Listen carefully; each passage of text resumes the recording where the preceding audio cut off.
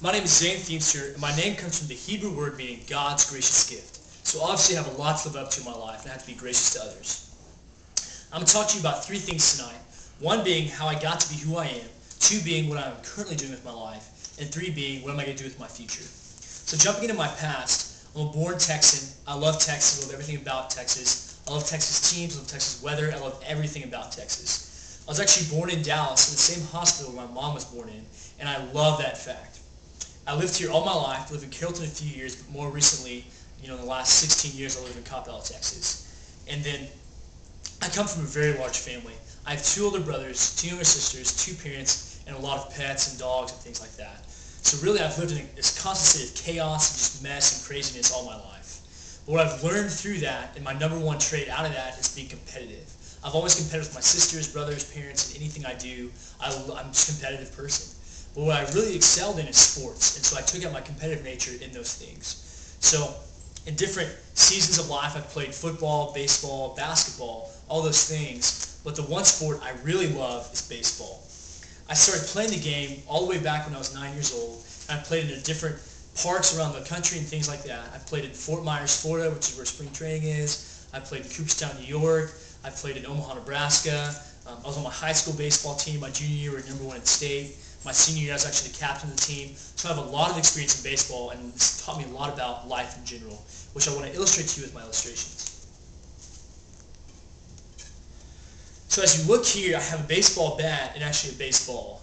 And so with the baseball, it's perfectly round and symmetrical, and the bat, is just a bat. But in life, sometimes my life is perfectly round and symmetrical, everything's going great. But every once in a while, a baseball bat comes along and hits the baseball. Now the baseball actually comes with a form when it does that. And so what that means for me is that life isn't always perfect. I'm going to have to learn how to deal with that and how to cope with those things. And the second thing I've learned about baseball is really how to overcome failure. In the game of baseball, you're going to fail 2 out of 3 times, and that means you're a great hitter if you do that. And so really, I've had to cope with failure, deal with failure, overcome failure. It's just part of the game. And so that's what I've had to do in my life. Those are my illustrations. So as what I'm doing right now is I'm a business major at Oklahoma State University, and I am learning all about business all around the world and here locally. And I'm learning about the markets. I'm learning about how to invest financially in different things, how to run a bank, and all that. But really, that's not what I want to do with my life. I want to go to seminary and serve people. And so what business helped me to do that is help me to understand the world and how people work.